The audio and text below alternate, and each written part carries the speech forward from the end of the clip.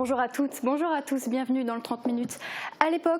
À l'heure où se déroule la COP24 en Pologne, on va nous aussi parler de développement durable avec notre invitée et directrice du parc naturel régional des Vosges du Nord, Rita Jacob-Bauer. Bonjour. Bonjour. Alors vous êtes la nouvelle directrice du parc depuis le 1er octobre et on va en parler plus en détail tout à l'heure.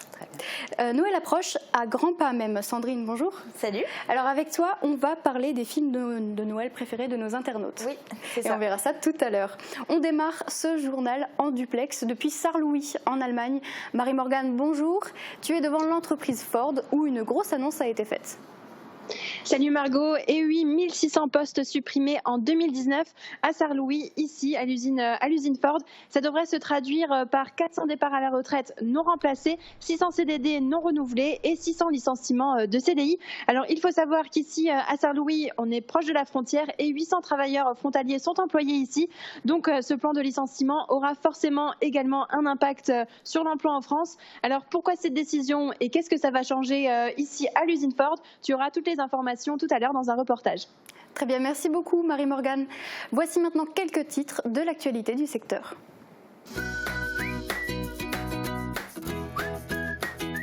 Shopping hyper fun, c'est chez Best, votre centre commercial à Faré-d'Ersviller. 3 morts, 8 blessés graves et 5 blessés légers. Triste bilan après la fusillade au marché de Noël de Strasbourg hier. Vers 20h, un homme a ouvert le feu sur les passants avant de prendre la fuite. L'auteur des faits, fiché S, est activement recherché par les forces de l'ordre. Hier, le ministre de l'Intérieur, Christophe Castaner, a annoncé que la France passait en état d'urgence attentat, le plus haut niveau du plan Vigipirate. Sur notre secteur, la sous-préfecture entend bien sûr renforcer la vigilance sur les points sensibles. Nélin va changer de visage. Lors du dernier conseil municipal, il a en effet été décidé de réaliser un certain nombre de chemins piétonniers. Du côté des rues des Jardins et du Moulin d'une part, et de la route de Hélimère et de la rue des Vergers de l'autre. Les travaux s'étaleront sur l'année 2019 et vont coûter plus de 215 000 € en partie subventionnés. À Vitrin, c'est l'ancien bâtiment du Crédit Mutuel qui va s'offrir une nouvelle vie. C'est ici que prendra place un centre de santé infirmier. Un projet dans les tuyaux depuis 2017 qui avance petit à petit. En novembre, les marchés pour les grosses œuvres ont été attribués pour une somme dépassant les 80 000 €. Pour la totalité de ce projet, la commune a effectué un emprunt de 120 000 € et a sollicité des subventions auprès de la CASC à hauteur de 38 000 € et du Fonds de soutien à l'investissement local pour 45 000 €. Offrez-vous une vitrine ou plutôt tentez de la gagner.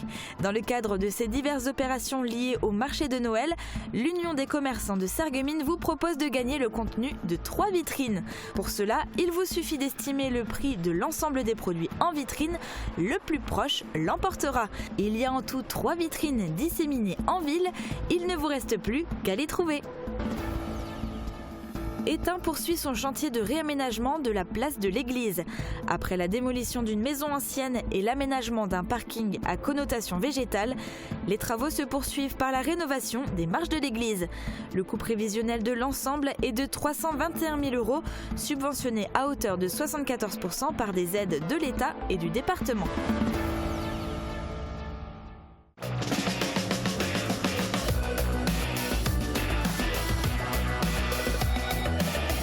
Les crèches de l'agglo éveillent la petite enfance et facilitent la vie des actifs.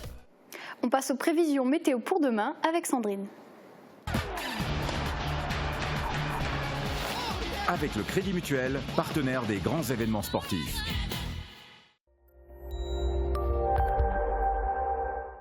Et pour demain, le temps sera sec mais gris, avec de nombreux nuages qui ne laisseront passer que quelques rayons de soleil. Le vent va également se lever avec des rafales pouvant atteindre les 50 km/h et les températures maximales seront comprises entre -1 et 2 degrés, mais le ressenti sera certainement plus bas. Demain, nous serons le jeudi 13 décembre et nous fêtons les Lucies. Le soleil nous accompagnera de 8h18 à 16h33. Et pour notre photo du jour, Laurent Bichler nous a envoyé plusieurs images qui illustrent l'épée brouillard qui était présent toute la journée hier sur Anchambert. Il en profite pour vous rappeler d'être prudent sur les routes dans de telles conditions météo. Un grand merci à lui pour ses photos et si vous aussi vous voulez nous envoyer vos photos, écrivez-nous par mail à l'adresse contact@mosaïque-cristal.tv ou sur notre page Facebook.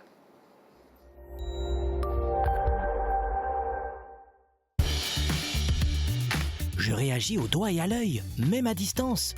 Fermap, des volets connectés à vous. Dans l'actualité forte, ce mercredi, l'usine Ford de Sarre-Louis a annoncé la suppression de 1600 emplois, une stratégie du groupe afin de réduire les coûts. Plus d'explications dans ce reportage de Marie-Morgane Lorenz et Uranie Tozik. C'est une annonce qui fait grand bruit. 1600 emplois devraient être supprimés au second semestre 2019 à l'usine Ford de Sarre-Louis.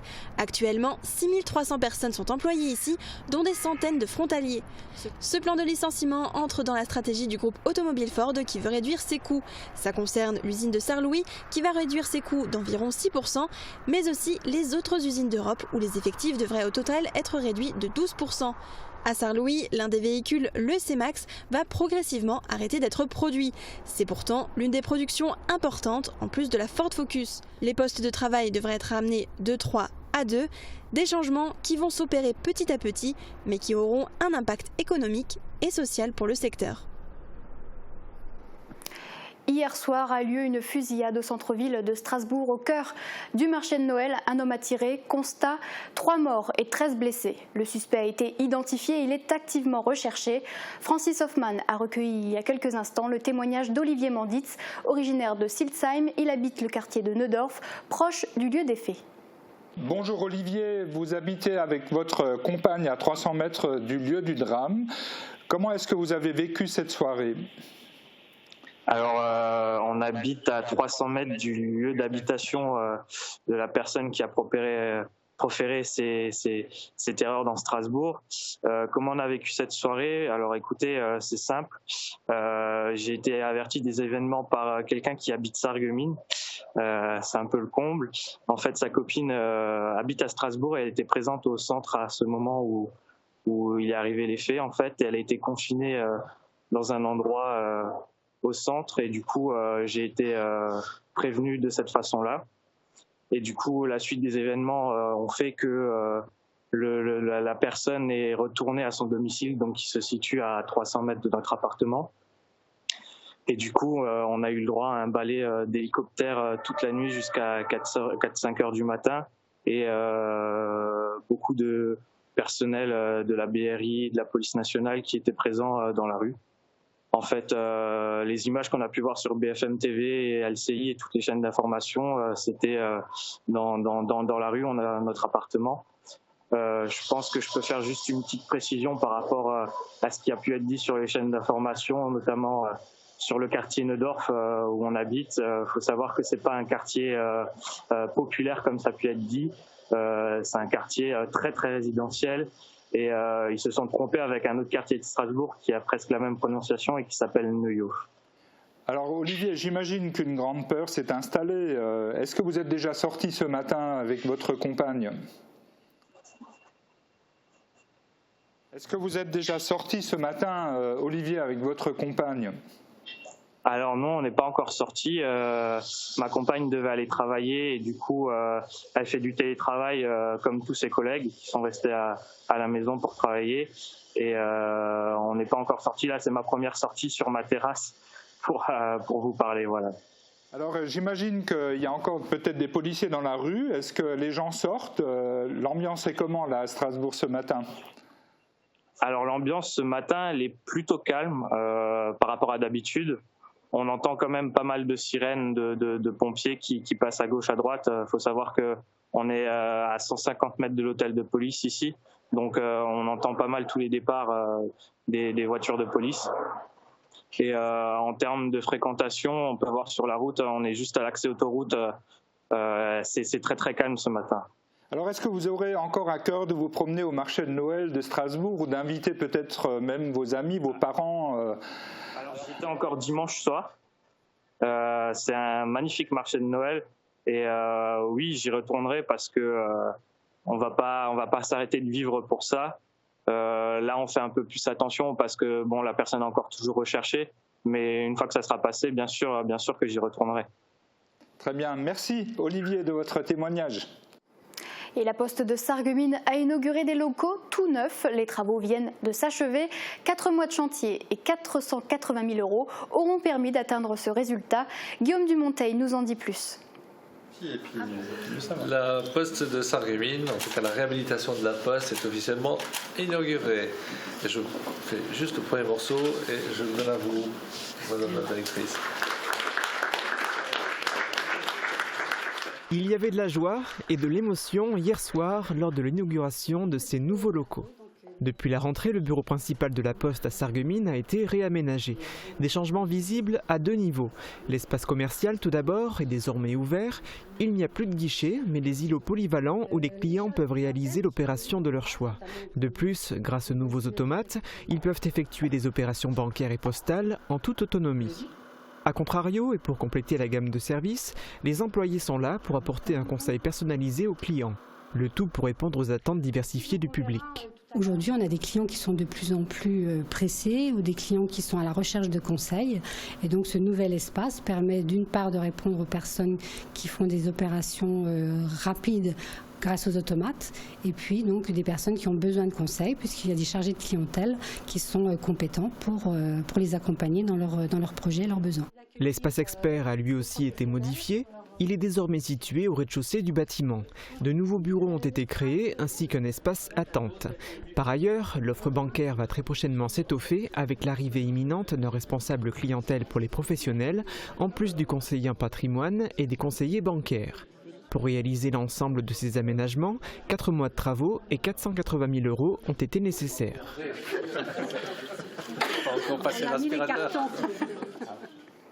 Et après les annonces d'Emmanuel Macron, quel avenir pour le mouvement des Gilets jaunes? À l'heure où l'on en discute sur les ronds-points de France, d'autres organisations souhaitent faire entendre leur point de vue sur la situation. L'Union des entreprises de Moselle met en avant la satisfaction que l'entreprise n'ait pas servi de roue de secours au président et souhaite passer maintenant à l'après-Gilets jaunes. Voici l'interview de son président, Jean Poulalion. J'ai le sentiment que le président de la République, Emmanuel Macron, souhaite une bonne fois pour toutes répondre à l'attente des Gilets jaunes et signale qu'il a bien entendu les revendications des Gilets jaunes et a souhaité apporter une réponse à la mesure des attentes. Je pense qu'il serait bon pour tout le monde que l'ensemble des responsables appellent à l'apaisement. Il y a un temps de réponse qui a été celui du président de la République avec la confirmation de l'annulation de la taxe carbone, l'adoption de mesures pour donner du pouvoir d'achat aussi bien aux personnes les plus démunies, celles qui ont un salaire qui est au SMIC, aussi bien que ceux des retraités qui ont aujourd'hui les plus petites retraites. Donc je crois que ça répond rapidement, efficacement à la demande des Gilets jaunes. Et aujourd'hui s'ouvre un nouveau temps.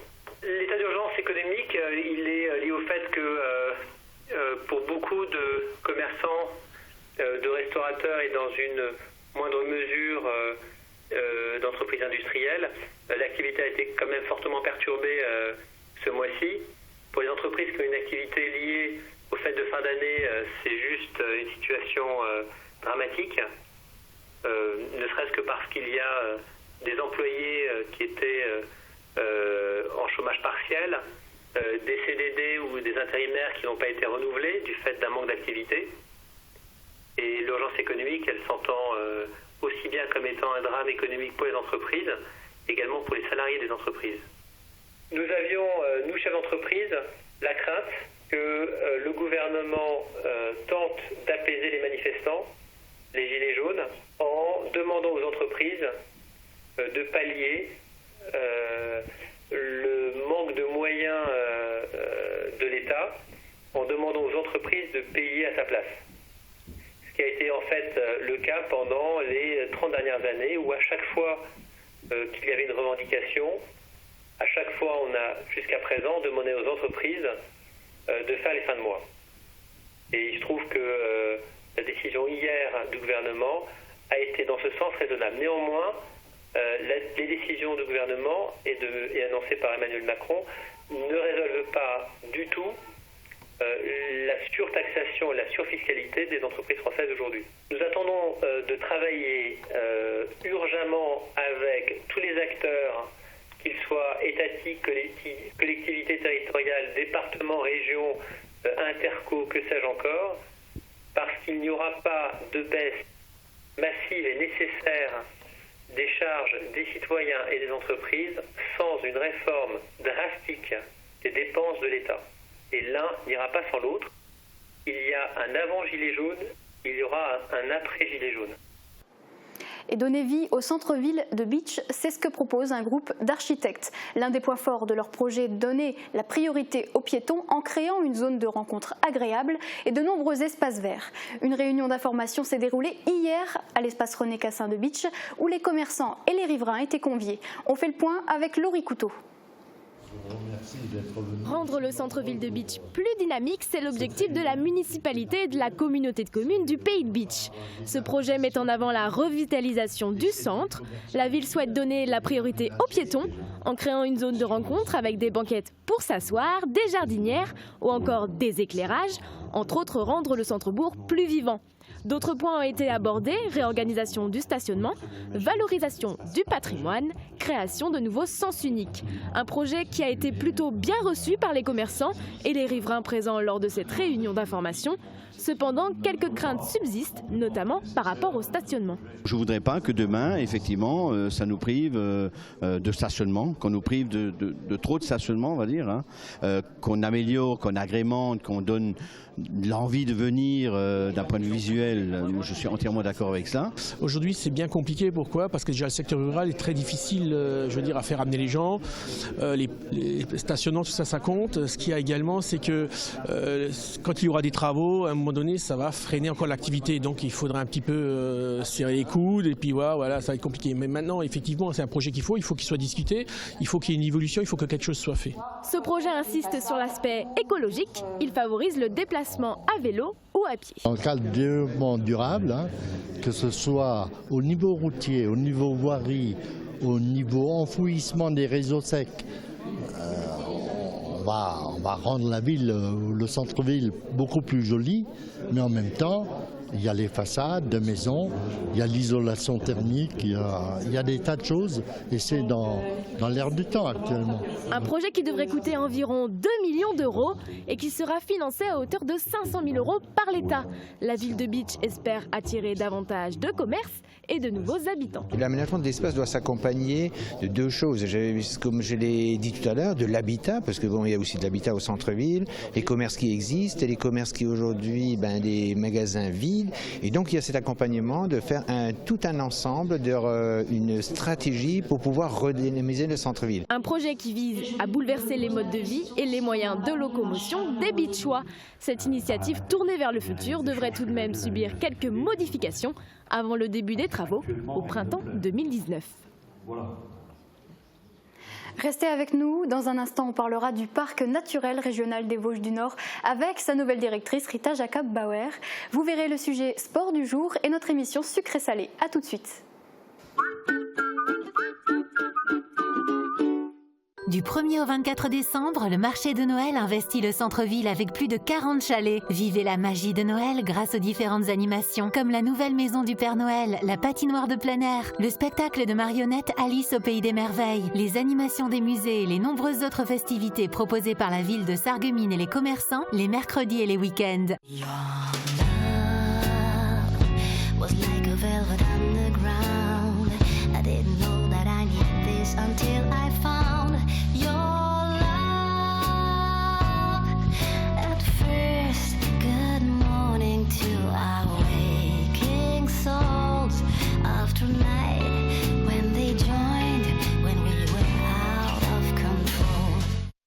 La finesse du produit italien, la truffe envoûtante pour nos sens, la douceur d'un biscuit sucré, l'équilibre d'un vin choisi. Des saveurs de fête à offrir, à partager. Pour nos meilleurs moments, Italia del Gusto.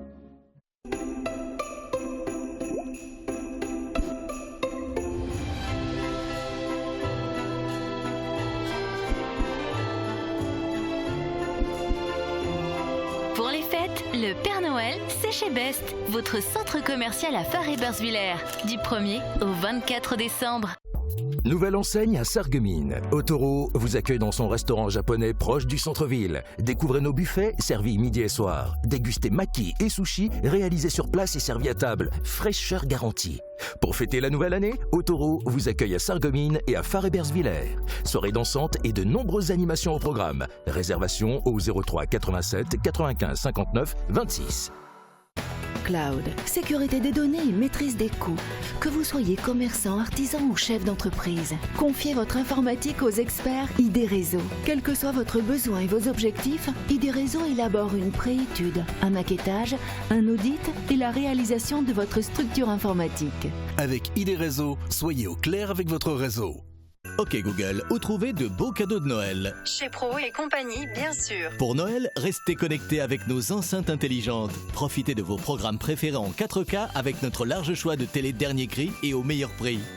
Mettez les petits plats dans les grands avec le petit électroménager. Chez Pro et compagnie, c'est facile d'avoir des idées cadeaux pour toute la famille. Pour les fêtes de fin d'année, je fais mes courses à l'Intermarché des faïenceries. Votre magasin de proximité vous propose sa vaste gamme de produits frais, bio ou locaux, issus de la ferme. La poissonnerie et la boucherie seront vos meilleurs partenaires pour concocter des menus de fête. Ne passez pas à côté de nos produits d'exception et venez visiter notre cave. Intermarché des faïenceries, la passion du frais.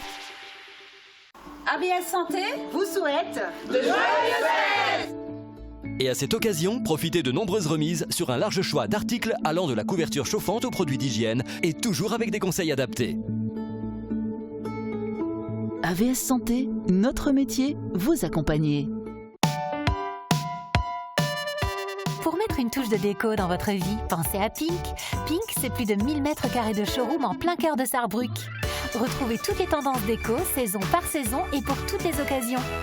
En plus, le parking est gratuit à l'arrière du magasin. Pink, votre paradis déco à Sarrebruck, à côté l'Europa Galerie. L'Atelier Gourmand présente ses produits de fête. Dès à présent, venez découvrir nos bûches et bûchettes aux 1000 parfums. Ne passez pas à côté de nos authentiques pâtisseries. L'Atelier Gourmand propose son pain d'épices. Les curieux seront ravis en dégustant nos Stollen. Pour les fêtes de fin d'année, pensez à passer commande dès à présent. L'Atelier Gourmand vous accueille chaque jour du lundi au samedi de 5h à 22h et durant le mois de décembre, également les dimanches. Ne cherchez plus, le roi des vins est à Stirin-Wendel. Plus de 2000 références de vin, une large gamme d'épiceries fines et des idées cadeaux pour chaque occasion. Le roi des vins, c'est du choix, des prix et des conseils. Le roi des vins à Stirin-Wendel, où choisir devient un plaisir.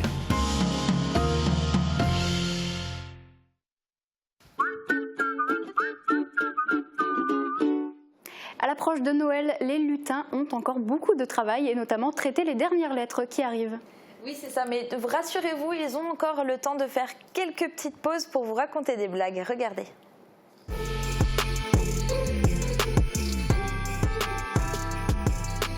Ah, on a reçu du nouveau courrier pour le Père Noël. Cool.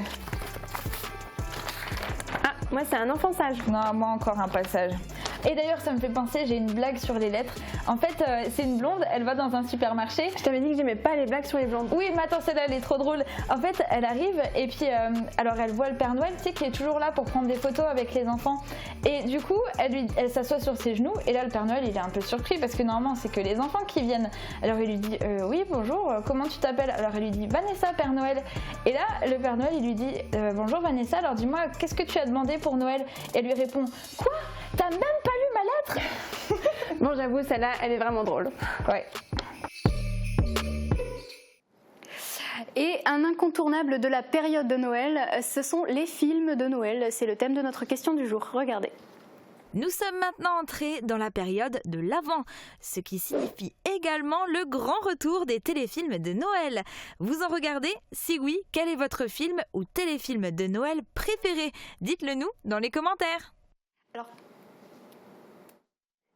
Alors Sandrine, dis-nous, est-ce qu'on a des adeptes parmi nos internautes? Oui, on en a quelques-uns, et puis moi y compris. Alors Valou nous dit L'étrange Noël de Monsieur Jack. Patrick nous écrit La vie est belle de Frank Capra et avec James Stewart. René nous dit Pour moi, c'est La machine à explorer le temps, un film des années 60. Je sais, ce n'est pas vraiment un film de Noël, mais il était toujours diffusé aux alentours de Noël dans le temps. Et pour Laure, c'est Le Grinch. Et pour Rachel, c'est Sissi.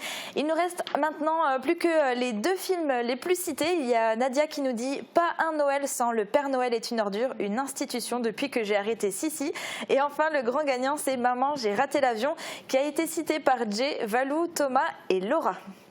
D'accord, et toi Sandrine, c'est quoi ton film de Noël préféré? Alors moi, si je devais en rajouter un à la liste, ce serait The Holiday avec les acteurs Jude Law, Cameron Diaz, Kate Winslet et Jack Black. Ok, super, merci beaucoup Sandrine. Avec plaisir. Alors on va passer à complètement autre chose puisque la nouvelle vient de tomber. Le parc naturel régional des Vosges du Nord vient d'être labellisé liste verte par l'Union internationale pour la conservation de la nature. Alors 39 sites y figurent, dont 10 en France. Alors le parc naturel régional des Vosges fait partie des 5 lauréats qui ont été récompensés hier soir à Paris. Exactement. Oui. Rita Jacob-Bauer, qu'est-ce que ça signifie pour le parc? Alors c'est une vraie reconnaissance du travail mené et aussi de l'implication des acteurs du territoire qui sont reconnus donc pour leur préservation de la nature et de tout ce patrimoine qui le concerne. Et donc hier soir au Musée de l'Homme, il y a eu la remise des diplômes et donc on est très très fiers d'avoir cette reconnaissance et qui est un premier pas pour la France aussi. Peut-être d'autres parcs suivront le pas. C'est une reconnaissance, comme vous dites, c'est vrai. Et d'ailleurs, dans la région, lorsqu'on parle de nature, de biodiversité, on pense forcément au parc naturel régional des Vosges. Il est classé réserve mondiale de la biosphère par l'UNESCO. Mais d'abord, est-ce qu'on peut rappeler les limites géographiques du parc? Alors les limites pour le secteur, ça concerne le premier village, c'est Obergeilbach. Ça s'étend jusqu'à Wissembourg et puis ça prend un triangle jusqu'à à peu près Saverne. D'accord, donc un territoire très vaste. Oui. Quels sont les critères pour être qualifié de parc naturel? Alors le parc, nous, on a été classé en 1975 et au départ, l'enjeu, c'était vraiment de faire face à la déprise agricole. Et donc les premiers critères, c'est à la fois le patrimoine naturel et culturel remarquable, mais aussi un enjeu d'aller vers un développement économique et de trouver des nouvelles perspectives sur ces territoires en déprise. Donc il y a toute une charte, les élus et l'engagement des élus locaux est aussi essentiel dans le classement. C'est quelque chose qui est classé par décret ministériel. Donc on est vraiment dans une procédure avec l'État, avec les régions, les départements, les collectivités locales, les communes, les Comcom. Et donc la dernière charte qui guide un peu notre engagement a été approuvée en 2014. D'accord, alors il y a quelques instants vous parliez de ressources naturelles. La ressource naturelle première dans ce parc, c'est évidemment le bois, puisqu'il y a 65% de forêt. Est-ce que le bois, ça représente un moteur d'économie sur le territoire ? Alors oui, la filière bois, c'est un vrai moteur d'économie sur le territoire. C'est pas toujours vu comme quelque chose de développement de l'économie, mais pourtant on a de la chance, on a encore 22 scieries, on a à peu près 140 entreprises qui sont liées à l'exploitation du bois ou à la transformation du bois, et ça représente à peu près 1500 emplois quand même sur le territoire élargi.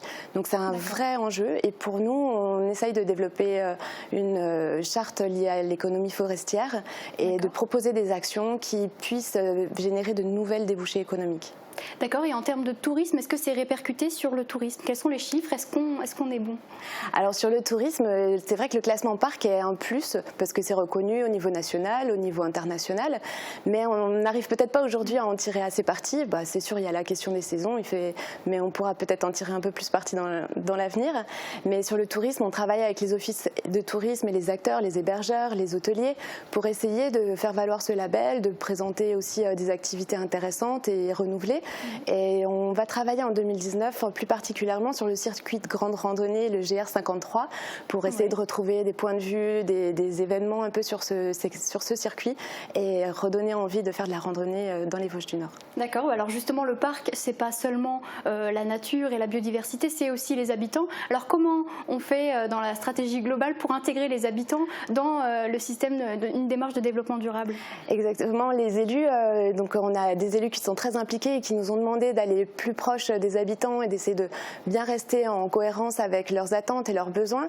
Et du coup, Michael Weber, notre président, qui est aussi maire de Wölflin-les-Sarreguemines, a vraiment insisté pour qu'on aille vers des projets participatifs. Alors on mène des expériences sur le paysage avec des résidences dans certaines communes comme Legelsheim ou Rosteig. On mène des expériences aussi avec le concours Jardinier pour la biodiversité. On essaye de mettre en valeur ceux qui mènent déjà des actions très fortes localement avec ce qu'ils peuvent dans leurs espaces non bâtis, dans les jardins, pour accueillir la biodiversité. Donc voilà, on essaye de mener plein de choses de ce type-là. D'accord, alors en parlant de projet, aujourd'hui, quelles sont les priorités, puisque maintenant vous dirigez le parc depuis le 1er octobre, quelles sont vos priorités? Est-ce que c'est la protection de la biodiversité, des animaux? Alors oui, on a une priorité sur la question de la nature et d'essayer de passer à 2% d'espaces protégés. Mais notre cœur d'action, là, ça va aussi être tout ce qu'on va pouvoir faire sur le développement économique lié aux ressources locales, donc la filière bois, la filière de l'éco-rénovation, aller sur aussi une agriculture plus durable, plus saine et aussi accessible à tous, aller aussi sur le tourisme, bien engendrer tout ça. D'accord. Alors dans un contexte où, on le sait, les conditions climatiques se dégradent, elles ne sont pas forcément toujours bonnes, est-ce que ça a un impact plus généralement sur le parc ? Alors les conditions climatiques, c'est sûr, ont des impacts pour chacun, mais c'est sur la forêt en elle-même, on constate des changements, des évolutions liées aux ravageurs. On a peut-être plus d'attaques de certaines scolites ou des hannetons, des choses qui peuvent vraiment être dommageables pour la forêt. Maintenant, il faut être attentif à comment évoluent les choses et comment on peut accompagner au mieux les forestiers pour une gestion durable de cette forêt et voir comment est-ce que le patrimoine forestier peut aussi se renouveler et s'adapter aux nouvelles conditions qui vont arriver. D'accord. Vous êtes issu d'une formation en architecture. En quoi ça vous aide aujourd'hui dans l'exercice de vos fonctions ? Est-ce que c'est un atout ? Alors oui, c'est un atout parce que la formation d'architecte, ça permet d'avoir une vision globale. On dit souvent les architectes et les chefs d'orchestre du chantier. Là, c'est pas un chantier de bâtiment, mais c'est un territoire auquel il faut un peu permettre à chacun de prendre part et dans l'action à mener. Et ça aide beaucoup. D'accord, et bien merci infiniment Rita Jacob-Bauer d'avoir été avec nous aujourd'hui et puis on suivra évidemment l'évolution de tous ces projets dont on a parlé ensemble. On va continuer cette émission avec du sport puisque tous les mercredis on présente un nouveau sport à nos téléspectateurs et aujourd'hui c'est le club de tennis de table de Roulin que Yannick Sur a rencontré. Il a rencontré des passionnés. Ce club a été créé en 1994. Il aspire à se développer et possède même 2 équipes qui évoluent en compétition. Regardez.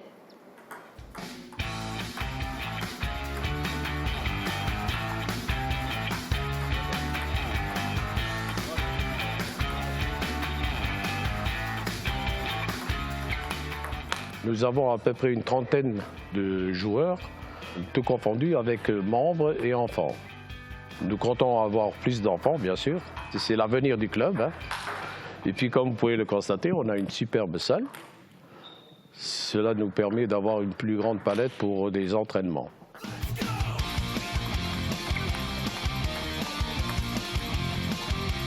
Je vais vous apprendre à faire un service coupé. Alors on met la raquette bien à plat comme ça, on jette la balle et on frotte la raquette comme ça.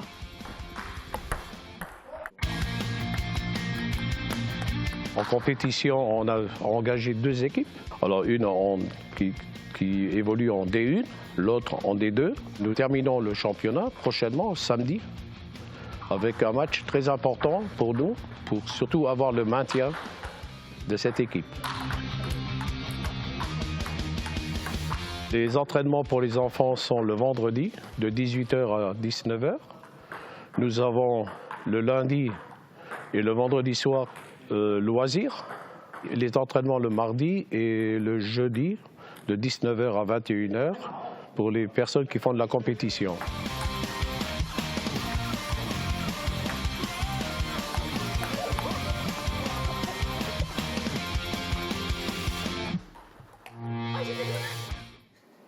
passe à la chronique des sorties avec toi, Sandrine. Oui. Alors, on connaît bien la grande générosité des motards à travers différentes causes qu'ils défendent. Et même en hiver, qui n'est pas forcément la saison la plus adaptée pour faire de la moto, et bien même en hiver, ils se mobilisent. C'est ça. Alors, à travers l'opération des Pères Noël à moto, c'est l'association All East Riders qui organise cet événement durant lequel les motards vont se mobiliser pour récolter des jouets neufs ou d'occasion pour les offrir aux enfants hospitalisés et ou handicapés.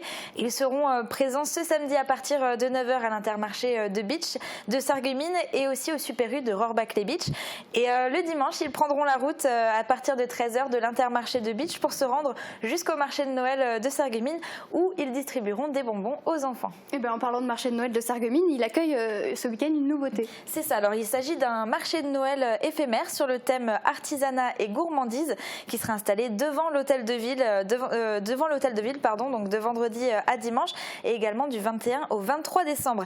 Et ce week-end également, dans le hall de l'hôtel de ville, se tiendra un marché des artistes avec la participation de plusieurs artistes peintres, aquarellistes, sculpteurs, plasticiens céramistes et une créatrice en patchwork. Et il sera ouvert samedi et dimanche de 11h à 20h et l'entrée est gratuite.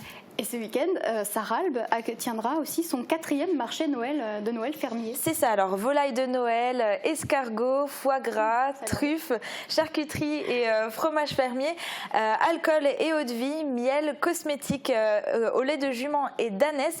Ce sont quelques exemples des nombreux produits que vous allez pouvoir trouver sur ce marché qui vous accueillera samedi de 9h à 18h et dimanche de 9h à 17h sur le parking du magasin vert sous un chapiteau qui est chauffé.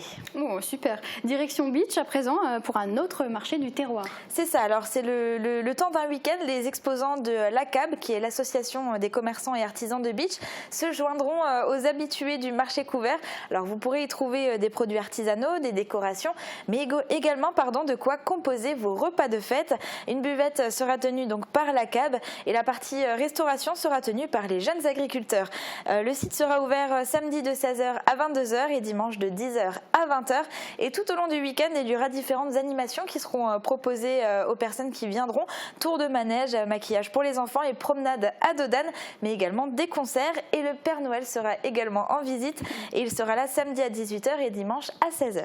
D'autres concerts sont organisés sur le secteur. C'est ça, alors à commencer par un concert de Noël qui sera donné à l'église Saint-Innocent de Großbliederstroff, c'est ce dimanche à 16h et vous pourrez y entendre l'ensemble vocal a cappella, l'harmonie municipale, la société chorale ou encore les enfants de l'école. Et à noter que ce concert sera donné au profit de l'ARAM pour les enfants malades. Et il y a un concert à Rohrbach-les-Beach aussi. C'est ça, c'est un concert de l'Avent qui est organisé par l'harmonie municipale de Rohrbach-les-Beach et la musique municipale d'Ermingen. C'est ce samedi à 20h dans la salle Robert Schumann. Et ce concert sera donné au profit de l'association Laura Les Couleurs de la Vie et sera animé par la chorale Eclipse de Rallin et les enfants des écoles élémentaires. Dernier concert à Beach.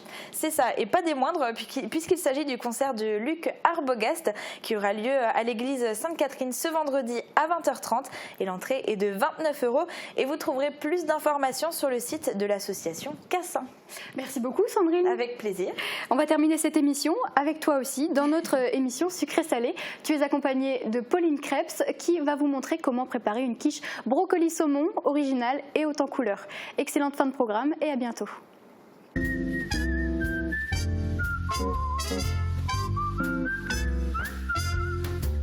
Oseo Cuisine, un service personnalisé avec des prix imbattables toute l'année. N'achetez pas votre cuisine sans passer par Oseo Cuisine.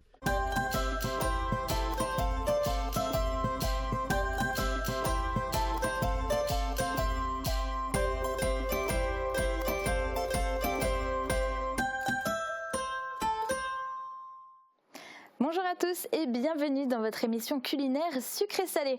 Aujourd'hui, je reçois Pauline Krebs du café Côté Canal à Großbliederstroff pour réaliser avec elle une quiche brocoli saumon. Je vous laisse tout de suite découvrir son portrait.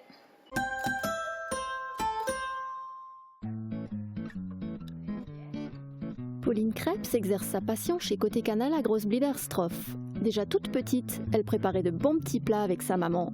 Aujourd'hui dans son café, elle vous propose une cuisine qu'elle appelle fast good, de la petite restauration rapide, simple et préparée avec des produits locaux de bonne qualité.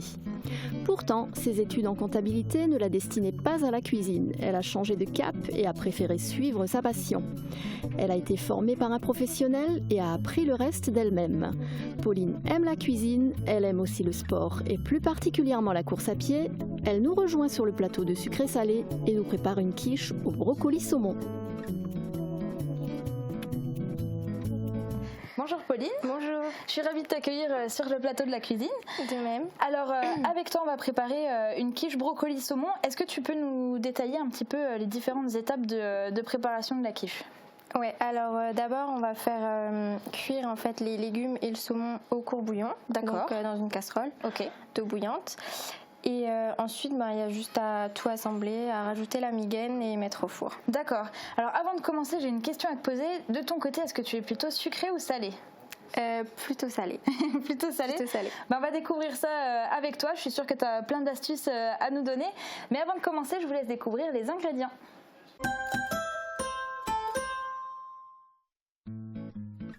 Pour préparer votre quiche brocoli saumon, il vous faudra une pâte brisée, 1 kg de brocoli, 300 g de saumon frais, des graines ou de l'aneth pour saupoudrer la quiche, 2 œufs entiers plus de jaune, 60 centilitres de crème liquide, du sel et du poivre, de la muscade moulue et le jus d'un demi-citron. Maintenant qu'on a découvert tous les ingrédients, on va voir comment on va marier tout ça. Alors, par quoi on commence? Alors, on va commencer par nettoyer le brocoli. D'accord. Donc, des petits bouquets. J'essaie toujours de faire en sorte qu'ils aient la même taille. Pour la cuisson, c'est mieux. On enlève les petites feuilles qu'il y a au niveau du pied. Pour faire en sorte qu'ils soient jolis, en fait, c'est ça.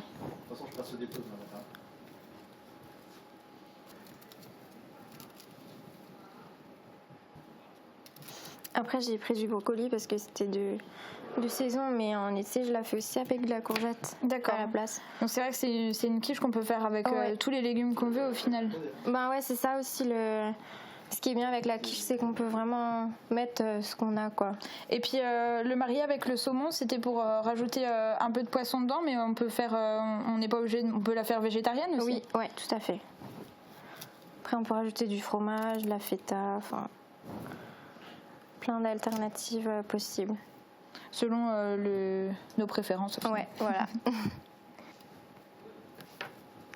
Alors pendant qu'on va terminer de découper les brocolis, on a aussi déjà préparé de l'eau dans la casserole. Donc en fait c'est une casserole d'eau on va préparer un bouillon après, c'est ça? On va juste mettre du sel dedans. D'accord. Et on va plonger les légumes et ensuite le saumon. J'aime bien mettre le saumon après le brocoli, comme ça prend un peu le goût. Le goût, ok, super. Et puis pendant que la casserole bout, on peut aussi déjà préchauffer le four à 180 degrés. Ouais, c'est ça. Alors, on peut les mettre dans la casserole. Donc on a fait chauffer l'eau, elle va commencer à bouillir. Donc là, on va préparer... on va juste la saler, c'est ça, c'est ça. Avant de mettre les légumes. Oui. On peut déjà la saler.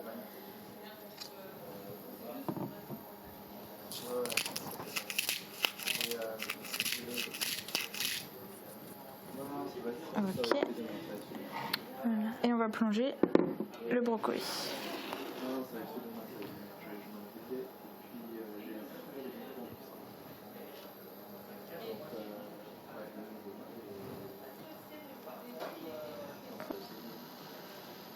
Voilà, et maintenant il faut laisser 7 minutes. D'accord.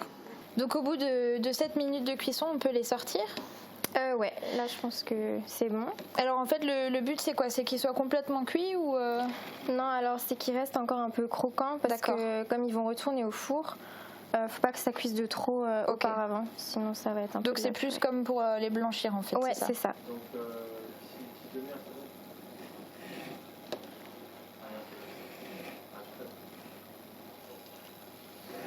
Ok. Et du coup là on va devoir garder l'eau pour le saumon, c'est ça? Ouais, on le met dans la même eau, comme ça prend un peu le goût du brocoli. Ce sera mieux. Super. Et du coup, là, on est reparti pour combien de temps de cuisson? Pour 5 minutes. Pareil, il ne faut pas qu'il soit trop cuit non plus, comme il va aussi retourner au four. Ça marche. Donc pendant que le saumon va cuire, on va préparer le reste de la recette. Donc est-ce qu'on va mettre par-dessus les légumes, c'est ça? Oui, c'est ça, la migaine. Ok. Donc c'est une base de crème et on rajoute des œufs. D'accord. Ça va permettre de tout figer en fait. Ok. Donc les œufs sont là. Voilà. Alors j'en mets 2 entiers. Et 2 jaunes.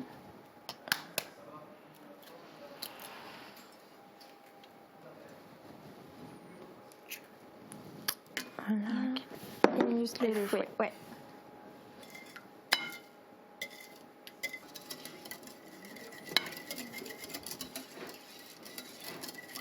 On l'assaisonne aussi déjà, la migaine? Ouais, on peut déjà l'assaisonner. Donc je rajoute de la muscade parce que je trouve que ça se marie bien avec le saumon. Ça donne un petit goût. Sel, poivre.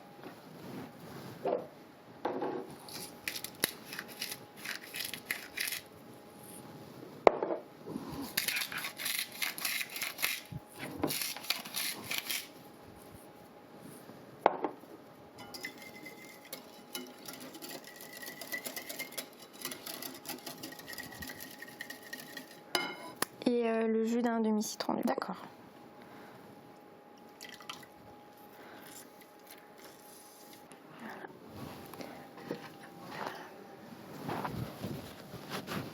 Notre saumon il va bientôt être prêt. Je jette un petit coup d'œil sur le minuteur. Super. Voilà. Donc là il reste une dizaine de secondes, donc on va pouvoir sortir le saumon. Et puis après il restera plus qu'à monter la quiche, c'est ça? Ouais, c'est ça. Et à mettre au four.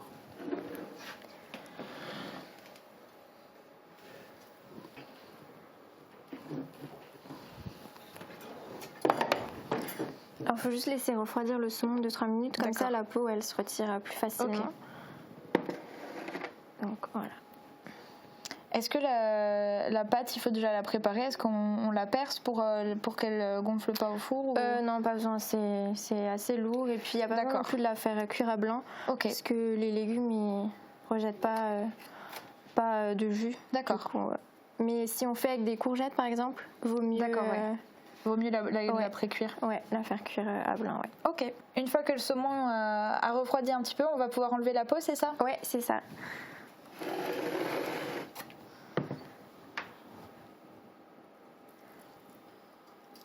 Super. Ok. Et ensuite, on a juste à émietter le saumon. Tout. Ouais. Les légumes aussi? Non, on essaie juste de mélanger. D'accord. Pour que ce soit plus ou moins homogène après. D'accord. Voilà. On va pouvoir dresser.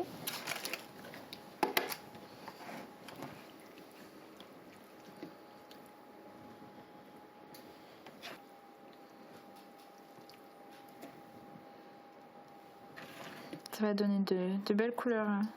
Ouais.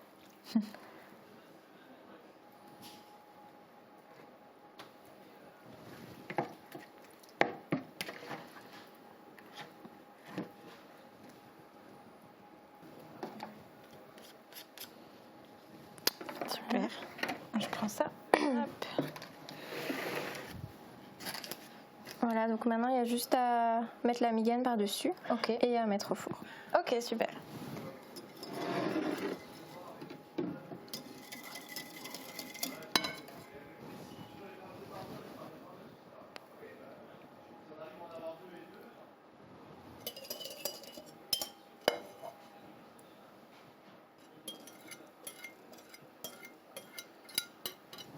Super. Et du coup, les graines, on les mettra en sortie de... Non, on peut les mettre tout de suite aussi. Comme ça, elles seront figées dans la quiche. D'accord. Faut pas en mettre trop, juste un peu pour donner un peu de couleur.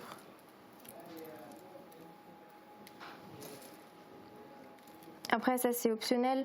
Parfois, c'est pour la déco. Ouais, on peut mettre de l'aneth aussi. Ça rend bien.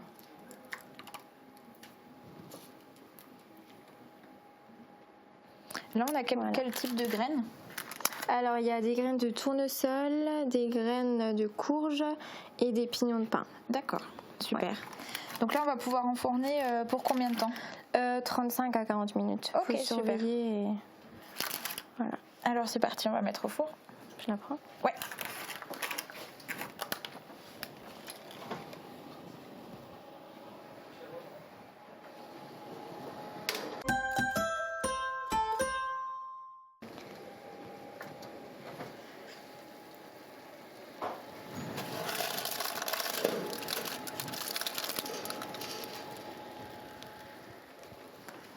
Alors, notre tarte est sortie du four.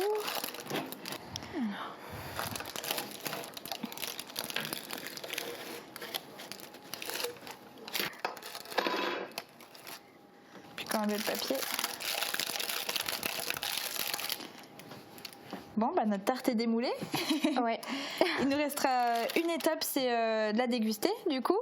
Et puis on va faire ça tout de suite après le conseil du sommelier.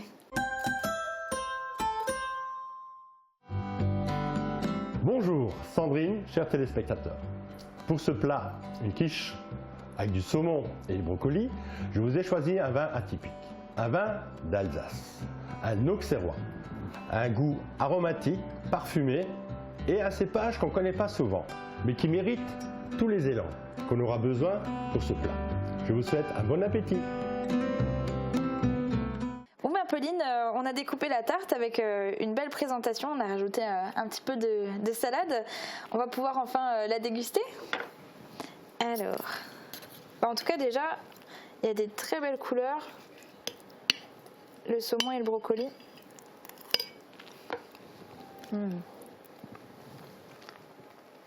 Elle est super bonne.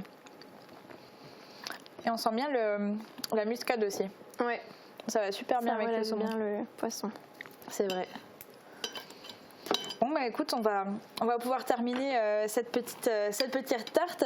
En tout cas, je pense qu'on va se régaler. Si vous aussi vous voulez en profiter, vous pouvez retrouver la recette en vidéo et en format papier sur notre site internet www.mosaïque-cristal.tv, ou alors vous pouvez aussi peut-être venir la déguster directement au café côté canal à Grossbilderstroff, c'est ça? Est-ce qu'elle se trouve dans votre carte au café? Alors pas toujours, parce que comme on travaille sur Ardoise, on essaie de changer régulièrement les plats, mais on l'a fait assez souvent, ouais. D'accord. Bah alors en tout cas, si vous pouvez pas goûter cette tarte, vous allez pouvoir déguster plein d'autres plats préparés par Pauline. En tout cas, je te remercie d'être venue et je te dis à quand tu veux. Merci à vous. Et puis très bonne fin de journée et bon appétit.